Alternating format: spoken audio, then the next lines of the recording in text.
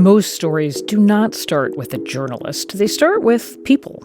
Noticing when a river runs dry, asking why a school is changing, discovering something new next door.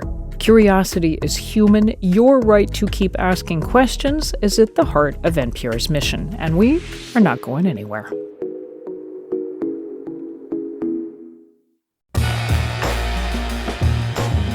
It's time for KPBS Midday Edition. On today's show, expanding the framework of Western mental health care. Plus, we'll tell you what's in the latest point-in-time count. Then, a book about digital devices and your health. I'm Jade Hindman with conversations that keep you informed, inspired, and make you think.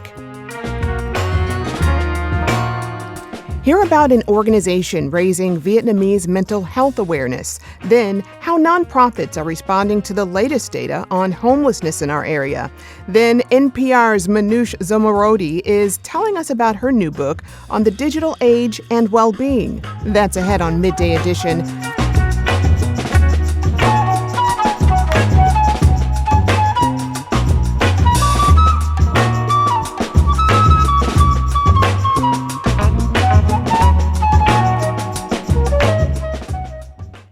Results from the 2026 Homeless Point-in-Time Count are in, and they show a modest drop in homeless numbers in San Diego County. The annual one-night count of people experiencing homelessness showed a 1% drop in the overall numbers, but an 11% decrease in street homelessness. We wanted to talk more about what these numbers can tell us, and today I'm joined by the leaders of two nonprofits on the front lines of homelessness in San Diego County. Melinda Forstey is the CEO of the local nonprofit serving seniors. Melinda, welcome. Thanks for having me. Glad to have you here. Also, Greg Angel is with us. He is the CEO of Interfaith Services, which serves people experiencing homelessness in San Diego's North County. Greg, welcome back to the show. Thank you, Jade. So what stands out to you about this year's point-in-time count? Melinda, I'll start with you. Sure. So while we were heartened to see a minor decrease in overall homelessness, one major concern is the continued increase in older adults 55 and above who are unsheltered. We saw a 4% increase this year, which is a total of 1/3 of the unsheltered population. Greg, what about you? I think it highlights the importance of local partnerships. We focus our work in North San Diego County, as you mentioned. In Escondido, we saw a 12% decrease in unsheltered homelessness. And that's a direct reflection of work that the city of Escondido, the county of San Diego, and Interfaith Community Services have done together. This last year, we opened an expanded detox program to provide a place for people to go who were struggling with substance use and mental health conditions, and we helped more than 600 people get off the streets. It's partnerships like that create reductions in street homelessness. So I really think about the importance of those local partnerships. Melinda, just quickly, can you remind us what the point-in-time count is and what we learned from it? Yeah, so every year, communities across the country go out at 4 a.m., and this is really to gain an understanding of how many individuals are either unsheltered, so sleeping on the streets, in their cars, or in parks, and then also counting the number of individuals who are in shelters. I think our biggest takeaway, as we've continued to see the number of unsheltered older adults grow, what we're seeing is more and more are experiencing this for the first time. And truly, this is an economic issue. Many folks are just seeing increased rents on a fixed incomes, and they're falling into homelessness, a situation they never expected to be in before. And, Greg, the point-in-time count, it is a snapshot of what's happening. How accurate a picture does that give us on the state of homelessness in our region today?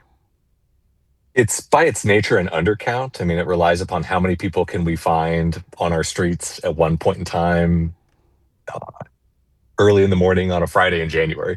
So we found about 10,000 people this year. About half were in shelters, half were on the streets. We have a much more accurate, robust database that providers like Serving Seniors and Interfaith Community Services, we all together work on.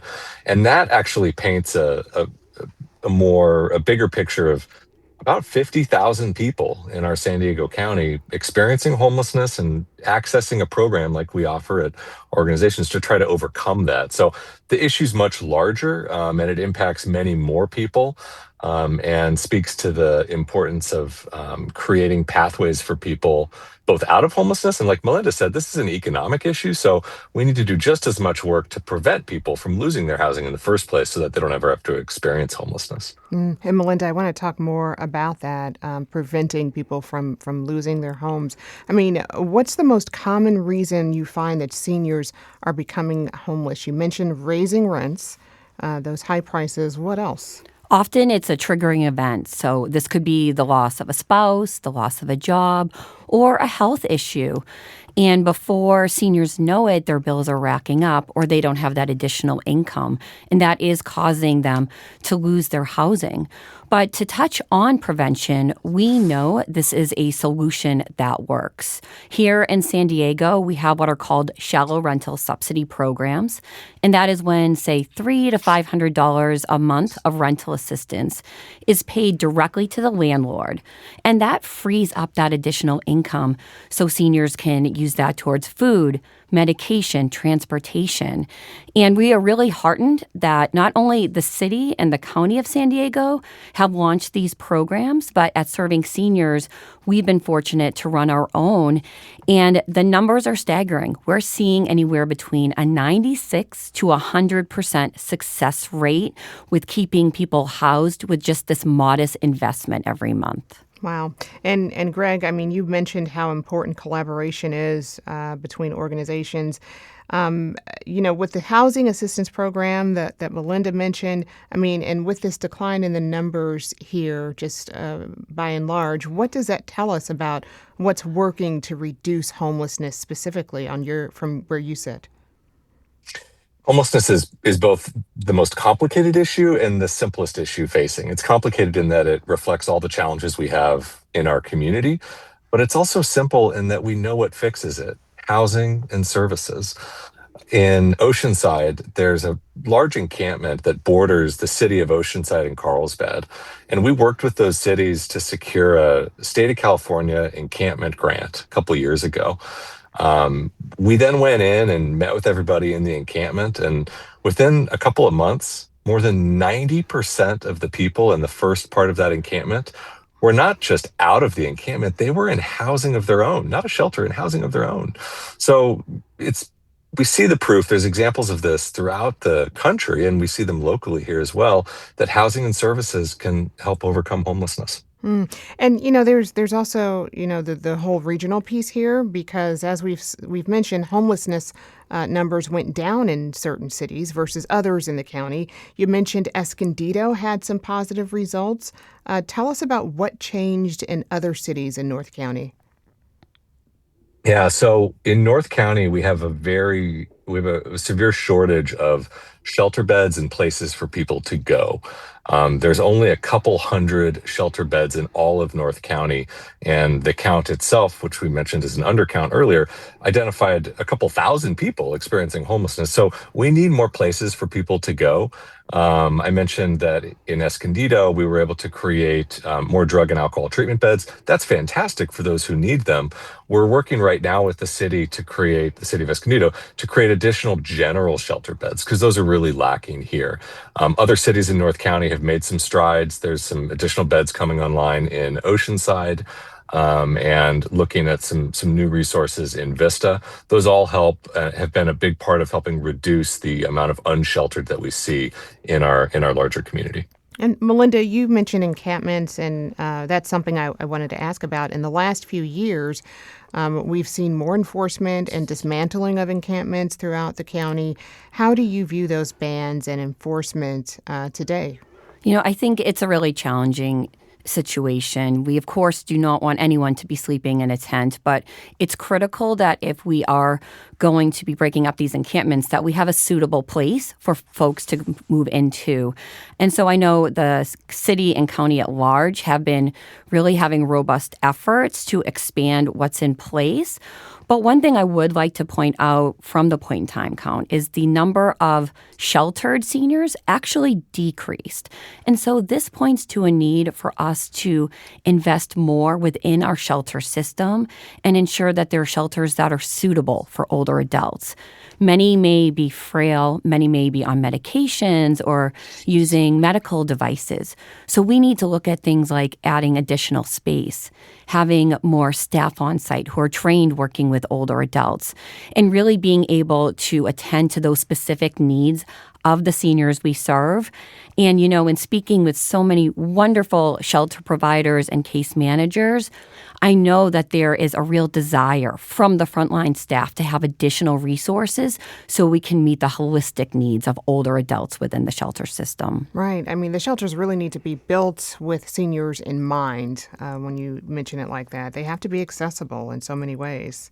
Yes. And looking at things like cognitive health, looking at things like needing assistance with simple caregiving. If someone is having trouble with bathing or feeding or ambulatory. And so I think there's a lot of opportunities that we can implement within the shelter system so it is more of a welcoming and suitable situation for older adults. Greg, what are your thoughts on encampment bans and how they've been implemented? I think it's critical that we have places for people to go. And so as we look at how to say that somebody can't be one place, the question is, where are they going to go? And so we need more places, short-term options like shelters. We also operate what's called recuperative care. And so it's a place for people who have health conditions and lack housing.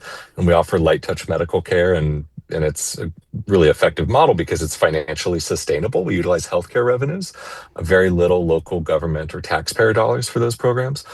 So we need places for people to go. And I think it's a good time to also highlight that ultimately none of these short-term options are the ultimate place that people should be. They need a home of their own. So we really need to continue to support affordable housing, and that always needs local approval. And so there's opportunities for everyone here to support and welcome the creation of more affordable housing in their communities, and that'll have long-term positive effects for everybody, especially those experiencing homelessness. Well, Greg, what needs to happen in your view to continue getting these numbers down? What concerns you about our ability to do that right now? Sadly, and really in a kind of a scary way, we're facing a tsunami of government funding cuts at the federal, state, and county levels.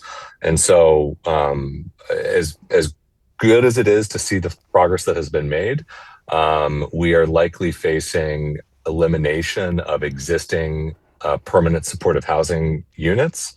We're facing elimination and reduction in funding that creates and supports some of these short-term options, including the amazing homeless outreach workers who go out every single day in our communities and build amazing relationships with our neighbors and work so hard to help them get off the streets. The resources for all of them are unfortunately facing reductions, again, at all these levels, federal, state, and county. And so we really need to work closely with our local cities. We also really need the local community to be a part of the solution. And that can take a number of shapes. It can be volunteering, it can be supporting. It can also just be electing leaders who value these safety net services and see the positive humanitarian impact they have and the greater impact they have throughout our larger community. Yeah, and just to add to that, one thing that we're seeing, particularly with the county, is the launch and expansion of what's called public-private partnerships. So we have seen our philanthropic community step up, and now they are matching funds with the county. And so we're able to leverage additional dollars where we are seeing those cuts both at the state, local, and federal level. And really, I think we need to expand it beyond what we're doing at the county. I think there's opportunity for the state of California to look at partnering with foundations, building those public-private partnerships, and leveraging those additional dollars so we can implement these prevention programs, more housing programs, more of those services that Greg mentioned at the state level. And of course, so a lot of the solutions lie in collaboration between the county, the state, and the federal government. What can we as neighbors do to help alleviate this issue of homelessness? I would say really it's educating folks about it. Individuals experiencing homelessness do not want to be homeless. It really is often an economic issue. These are folks who are grandparents, neighbors, friends who have worked their whole lives and didn't anticipate being in this situation. Get involved, as Greg mentioned, volunteer at a local nonprofit near you. And also, when there is an opportunity to build affordable housing, we do need support from the neighborhood to welcome these affordable housing communities into their neighborhoods. Makes good sense. Greg, I'll let you have the final word here. We host a podcast called Homeless in San Diego, and I've interviewed hundreds of individuals who have overcome homelessness, and we always have a call to action. What can people do?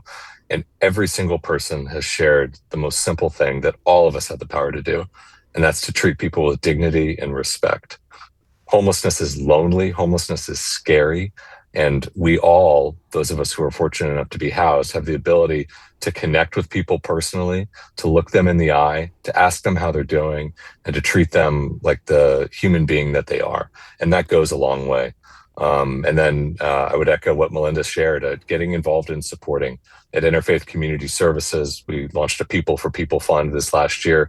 It's helped hundreds of people prevent from losing their housing and similarly overcome homelessness. And there's so many good organizations doing that. So get involved, treat people with dignity and respect, and we can help people get through this one person at a time.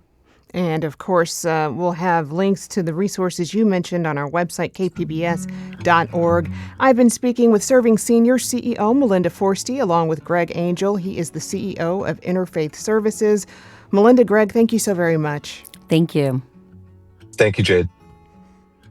Still to come, how a Vietnamese organization is expanding the framework of Western mental health care. KPBS Midday Edition returns after the break.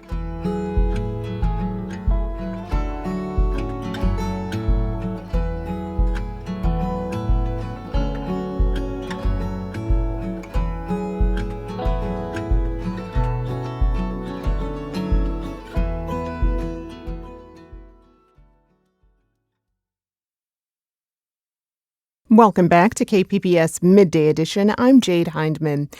Just over 51 years ago, the fall of Saigon forced millions of Vietnamese refugees away from their homes, lives, and families. Deep pain and trauma still felt across the Vietnamese diaspora today. Research shows that Vietnamese populations have some of the highest risks of developing post-traumatic stress disorder, or PTSD. But processing that grief and trauma isn't something you can do alone. It starts with culturally competent mental health resources. My next two guests run a mental health initiative through VAIA, the Vietnamese American Youth Alliance. Tri Lu is chair of their community health committee, and Tri Nguyen is a licensed marriage and family therapist and counseling faculty at San Diego State University. He's also a curriculum coordinator for the initiative we're talking about today. Welcome to you both. Thank you so much, Jade. It's a pleasure to be here again. Thank you, Jay. Yeah, glad to have you both here in studio. Before we dive into our conversation here, just a quick note for listeners. This conversation may include some serious topics related to mental health. So this community health initiative is part of the Vietnamese American Youth Alliance, or VAIA, I should say. Why is mental health work a priority for you, Mr. Lu? I mean, what draws you to this work? Tell me a bit about yourself here. Oh, I've got a personal story around that, and the short answer is I want to make sure that the youth have access to the resources that I didn't. And my story is I do have ADHD, and I was diagnosed pretty late. I started out in life just kind of struggling. Low GPA in undergraduate, actually, and then law school, it turned my life around because I got a diagnosis that allowed me to get the help that I need. And I remember walking with my parents and getting ready to tell them and reveal, hey, look, this is why my life's turned around. And when I finally told them, they looked at me and said, oh, we know.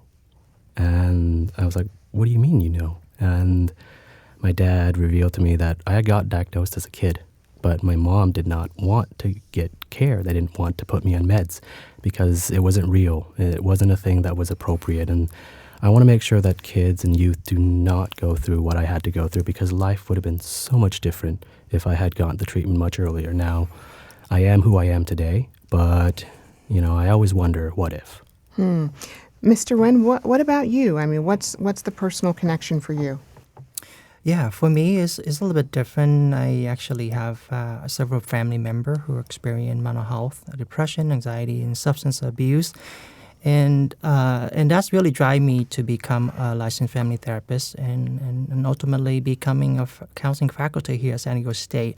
Because I also remember going to therapy for the first time when I was in college at UCSD, and it was really scary. But then in our family, we don't talk about mental health, and we don't talk about traumas or depression or thing that is really impacting us. So and being a bilingual speaker at the time when I applied to grad school, actually I went here for grad school too. So it's naturally that I come back here to help the student. But I do remember that there's just so many barriers to care, just like Mr. Trilou's story. Just family don't speak enough or know enough about mental health, and they tend to avoid seeking help for their children because of the negative stigma about you being crazy and so forth. But let me ask you this question. Is the Western framework for mental health care, is it broad enough to reach communities whose culture is rooted outside of the West? Yeah, that's actually a great question. Part of my dissertation research for my PhD is on cultural competent care and mental health, and I explore many different cultural values that are different than the way we conceptualize mental health here in the West, in the U.S., and of course many Western countries. Because in grad school, we learn a lot of the conception of mental health that are in the Western lens, and if people from Asia or other country, they don't see it the same way. And likewise, what we learn in grad school and how we do therapy doesn't always translate to the native language of people who are not from here. Mm-hmm. And what about you, Mr. Liu? What are your thoughts on that? Well, we need to make sure that we do it in a culturally appropriate way, because if you don't, then you're going to have a disconnect between the community and the people who need the help. In this situation, my job is to make sure that whatever we do, we package it in a way that's digestible for both the youth and the community at large. And VIA's job is to know how to interact with our kids and know what the kids are looking for and know how they, have fun. Because if you can't present this in a way that is fun for them, they're not going to pay attention. Mm-hmm. Mr. Nguyen, as we mentioned at the beginning, we just passed the fall of Saigon's 51st anniversary. And of course, there's still a lot of unresolved trauma for the generation that lived through that. How does the younger generation approach that subject with their parents and grandparents? Yes, part of the initiative that we're doing, we actually have scholarships, and we had 3 recipients that received the scholarship, and we have about 20-something submission, and we actually listen to the youth, how do they conceptualize trauma and so forth. And there's actually a big interest among the student and the youth. They want to learn more, but the challenge is that a lot of their family member or maybe the aunt and uncle, even their own parent who went through the war, they don't talk about it enough. So because of the stigma and of course mental health challenges, people don't seek help and they don't talk about it enough. So I think the disconnection is not just the language, but the perspective on mental health and what is okay to talk about and what is not. So I still see a big challenge regarding just help seeking, talking about trauma, talking about our problem in our community in general. And Mr. Liu, what comes up for you there? Well, what we want to do and what my goal was in driving this initiative was to allow the youth to talk to the youth. Because with our festival that we run under VIA, we found that youth leaders are the ones that drag other youth into the conversations. If one kid is interested and says, hey, look, let's do this, the rest of them follow. And so we wanted to develop youth leaders. I do want to shout out the 3 scholarship recipients that we did get: Sophie Lee, Dorothy Nguyen, Fong Tran. Sophie's from Del Norte High School, Dorothy's from San Diego State University here, and Fong is from San Diego Community College. And we want to empower them, connect them with these mental health professionals so that they can present what is important to them to other youth, because they'll be able to speak the language in a way that makes sense. And doing that is exactly how we've been able to, engage other youth and their families, because hearing it from a third party, you might be able to reach them, but hearing it directly from the youth's mouths themselves, that is going to be much more impactful. And, when we talk about intergenerational, Mr. Nguyen, what does inherited trauma look like in practice? How does it show up in ways that, we aren't always aware of? So we all know the research behind how trauma passed on from generation, either socially or I think in genetically as well. Maybe I'm not familiar with that, but yeah, there's definitely a shame, right? That translate in the family, and a lot of people don't know, they don't recognize that the way we behave around others is part of the trauma that's been passed on from our parent, right? A parent who actually go through the war and they have the anxiety or they have those trauma, it does pass on to the children, and they don't know that they're doing that. And I see that coming up a lot in the family that I work with, especially the youth and Vietnamese and family that I work with in the community. I guess I also want to talk about some of the intergenerational differences and intergenerational communication when it comes to mental health. I mean, what does that look like within the Vietnamese community? More specifically.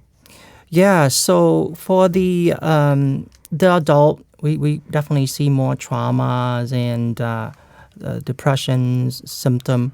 But for the youth, I think it's just a lot more anxiety in general. And for example, like the lack of awareness from the parent, like Mr. Liu was sharing about his story. It's really difficult to define. I'll jump in and comment on a broader perspective because, Mr. Nguyen is very much the smarter tree and he's very clinical. But I deal with the community at large. And what I found is there's this concept that silence is strength with the older generation. You're supposed to hold it in. You're supposed to not divulge all of the issues that you have going on, because if you do, then you're not being strong. And they pass that on to their children. And I know because my father was very much that way, in that he held all of his issues, he held all of his pain, his trauma, because he was a refugee. He went through all of that. He was put in a work camp for a year. And it took years and years and almost a decade before he even talked about it. And he still today will not fully open up. And it's this concept that if you are a strong individual, you do not share your weakness with others. Whereas the youth are much more open, because the youth nowadays are much more connected. You've got so much social media.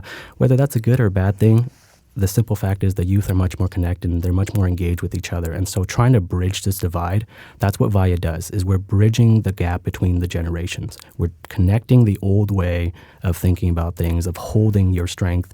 And to be honest, some of the youth could use that. They could use that self-sufficiency, and then allowing the older generation to also teach the youth while the youth teach them. The youth teach the older generation how to expand and how to connect, because you can't stand everything alone and you can't weather a storm by yourself.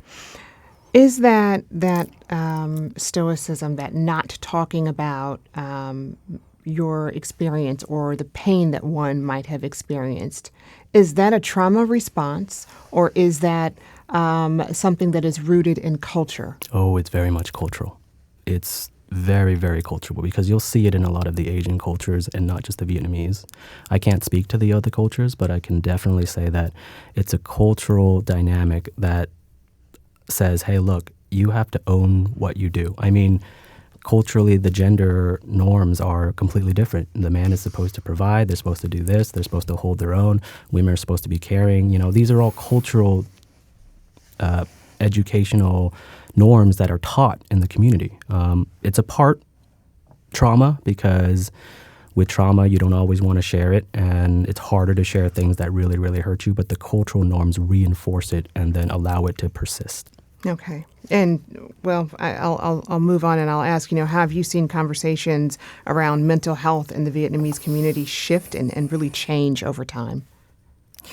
Yeah, for sure. I know when I worked for the Union of Pan Asian community here back in the day, I think in the late 2000, when I was in grad school here, we don't see a lot of people in our community talk about mental health or therapists that's, like myself, go into the field of psychotherapy. But I think it's been more and more normalized, especially for the younger generation. Although the older generation still do not seek help enough despite having all this trauma. And so we do see, like the initiative we're doing, we definitely see how the youth are really open to talk about and mental health and learning more about it. And really, even at San Diego State, we do see a lot of students reaching out and seeking help as well as in the community. So definitely the conversation and really awareness about mental health has improved, although there's still a big segment of our community are still really stigmatized or don't seek help because they think is just only for people who are crazy to get help and so forth. Mm-hmm. I have to ask, when you talk about that stigma again, is it because people do not find the Western framework of mental health care to be of use or to be helpful within the culture that they come from? Yeah, I believe so. I think a big part of those who are reluctant to seek help because of they don't trust the system of mental health that we provide here, right? Why would I go and talk to a stranger about my family problem? In the Asian and Vietnamese culture, shame, saving face, and not talking about your dirty laundry to a stranger, it is something that we don't do. That we do, actually. Yeah, we don't do that because we just don't have the trust. Back, I think, in Vietnam, in our culture, we usually go to like an elder in the community or a priest or a Buddhist, to get advice about our problem, not to a mental health professional. Although more and more, I think we're normalizing it. I think Vietnam now more developed with an improved mental health system, and more people are seeking help and really taking medication and so forth. But I remember when I work in the community here, a lot of people are really against medications and they think that's bad for you. I don't need that. And they actually wait until the problem get really bad before they actually seek help. All right. Well, Mr. Liu, I'll let you have the final word here. Well, as far as the conversation around mental health, I think it's important for Vietnamese-speaking mental health professionals like Mr. Nguyen to be in the community because what he said was very impactful, which is the community trusts their own. And if you have a non-Vietnamese mental health professional approach most community members, the whole concept of family, if you're not one of them, if you don't speak the language, then that's a huge language divide and a barrier for them to even engage in that conversation. And having people like Mr. Nguyen is very, very important so that they can actually engage in the first place. And then having these kind of initiatives, because this is how we allow the youth to talk to their parents. Because if I go to a parent and says, your kid needs to have a conversation around mental health, they're going to kind of look at me weird. But if their own child comes to it, if their own grandchild comes to them and starts talking about that, then they'll engage. They'll be more open because they kind of have to. That's their family. And so with that in mind, we would love people to check it out. www.vietmentalhealthsd.com. Again, it's www.vietmentalhealthsd.com. We have our next 3 scholarship recipients giving out and doing the workshops. Please check it out. All right, and we'll have that link and more resources on our website at kpbs.org. I've been speaking with Tri Liu, chair of VIA Community Health Committee, and Tri Nguyen, licensed marriage and family therapist and counseling faculty at San Diego State University. Thank you both so much for this conversation. Thank you, Jade. Thank you so much, Jade. And up next, NPR's Manoush Zomorodi tells us about her new book on the digital age and well-being. KPBS Midday Edition returns after the break.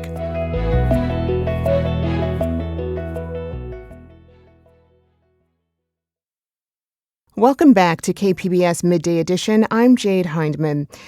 Technology is meant to make our lives easier. It allows us to get more done, to keep in touch, to stay better informed. But all that tapping and swiping and the sitting that comes along with it is also having lasting impacts on our health. Manoush Zomorodi is the host of NPR's TED Radio Hour. She's out with a new book called Body Electric: The Hidden Health Cost of the Digital Age and New Science to Reclaim Your Well-Being. Manoush recently spoke with KPBS Midday producer and Roundtable host Andrew Bracken about the book. Here's that conversation. So this book, Body Electric, it grew out of a podcast series where you began asking these questions about really how we're being changed by the technology we rely on. So tell us more about how this project got started.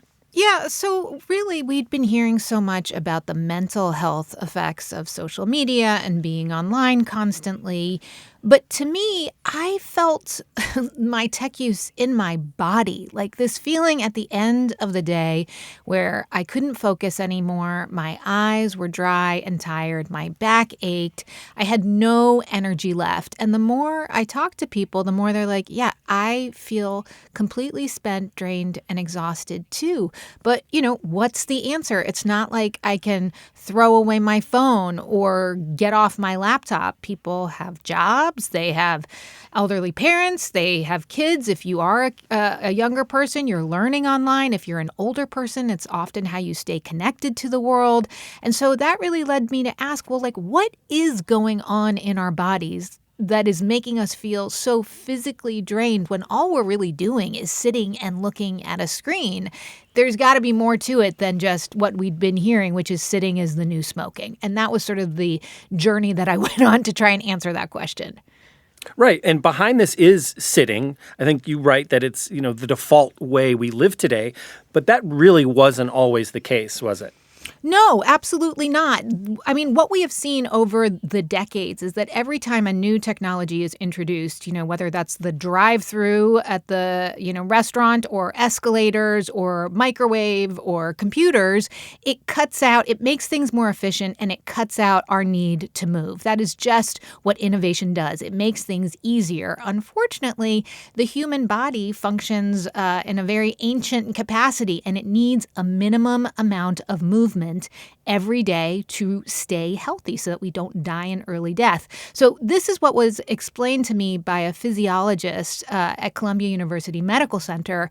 I heard about a study he had done to find out exactly the minimum amount that the human body needs in terms of movement so that we don't die an early death. And he had an incredible formula, which was that 5 minutes of gentle movement for every half hour of long periods of sitting was the antidote. I actually took part in his lab study and found that my glucose was cut in half, my blood pressure dropped by 5 points, my concentration came back, my positivity came back, I felt like I had energy. And so to me, I was like, oh, well, this makes a ton of sense. Just minimum amount of movement. And then I was like, well, where do screens fit into this? Why do they make it so much worse or harder? And really, screens add insult to injury, right? What happens when we're on a screen, as a neuroscientist actually who's now at UCLA, Saeed Khalsa explained to me, is that it disrupts something called interoception. And interoception is the signals that our internal system sends us, telling us that it needs something. That might be, take off your sweater, it's hot in here, or you're hungry, you need a snack, or get off your screen and move. But we're so glued to our screens, we are so captivated and just fall into them to the point that we often ignore our body's call to action, to move, to breathe, to actually give us what we biologically need. And when we can start to do that, it makes all the difference. I want to talk more about those, I think you call them movement breaks, and your research that you did alongside physiologist Dr. Keith Diaz. Because you did do, even in the podcast, right?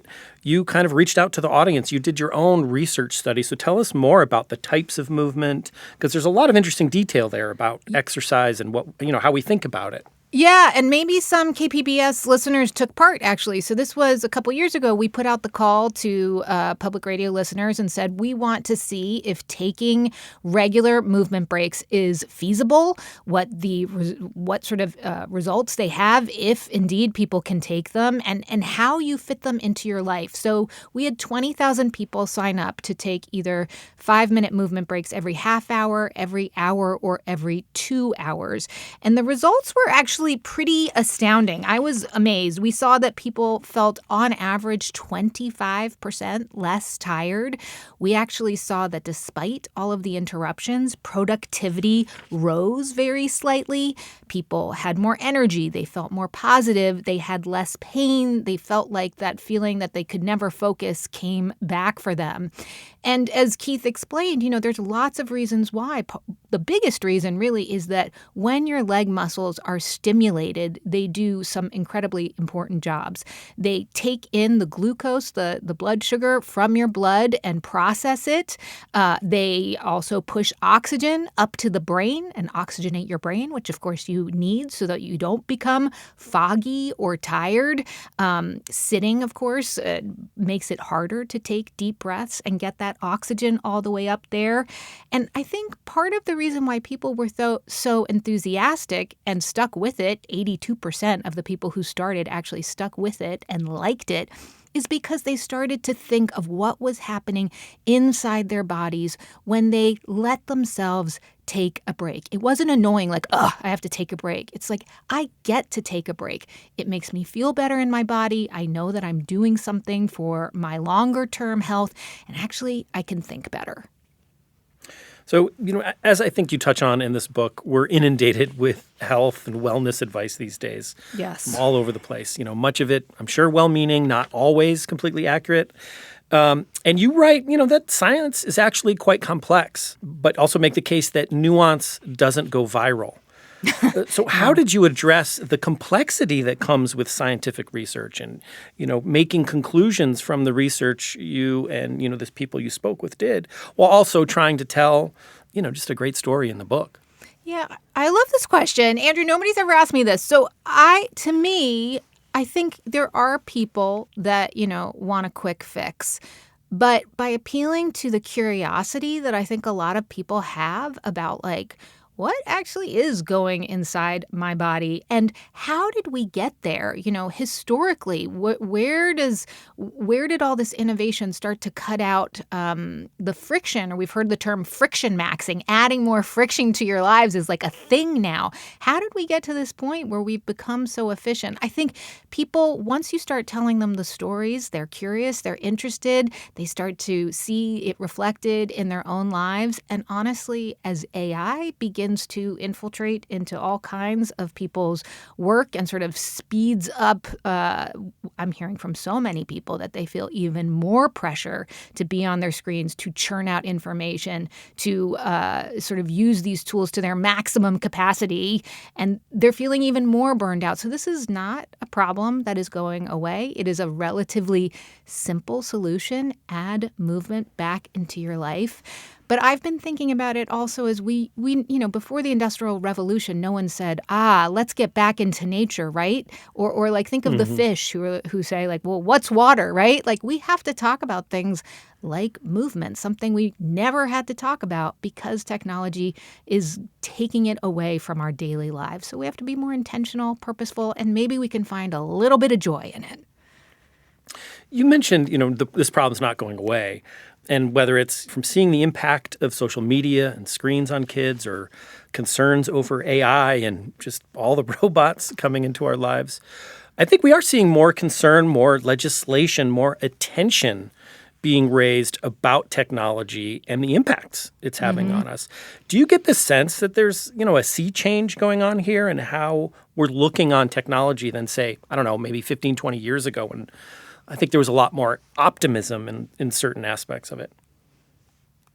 Oh, absolutely. I mean, I think more recently when we've heard all of these potential bans on social media for kids under 16, I think people are sort of fed up with feeling like their lives are dictated to by the tech companies or the devices they use. But I think we need to caution letting tech off the hook, right? Just saying we're going to ban kids from them. I think there's a lot of shame around technology when we talk to kids, get off your phone, you've had enough screen time. And I think we need to start framing it in a more constructive way. One of the things that I talk about in the book is how do we tell kids stop saying what not to do and tell them what to do. So instead of get off your phone, how about let's move some more. Or instead of, scroll time, let's talk about stroll time. Let's talk about, like, how do you feel before you go on your iPad and afterwards? Start to read the sort of internalized signals, because it's not like you turn 16 and suddenly magically you have the ability to handle social media. I think these are skills and feeling good in our body, not just in competitive sports or at gym class, but generally moving and being in the world is something we need to encourage and promote and make it fun. It's not competitive.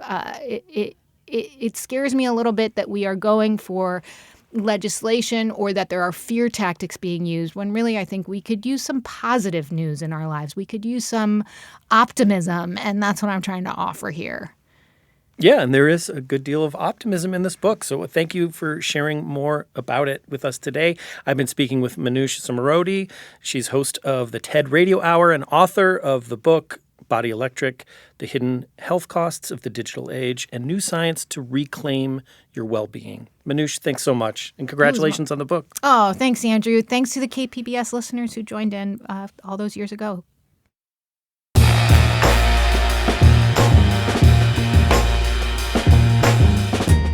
That's our show for today. I'm your host, Jade Hindman. Thanks for tuning in to Midday Edition. Be sure to have a great day on purpose, everyone.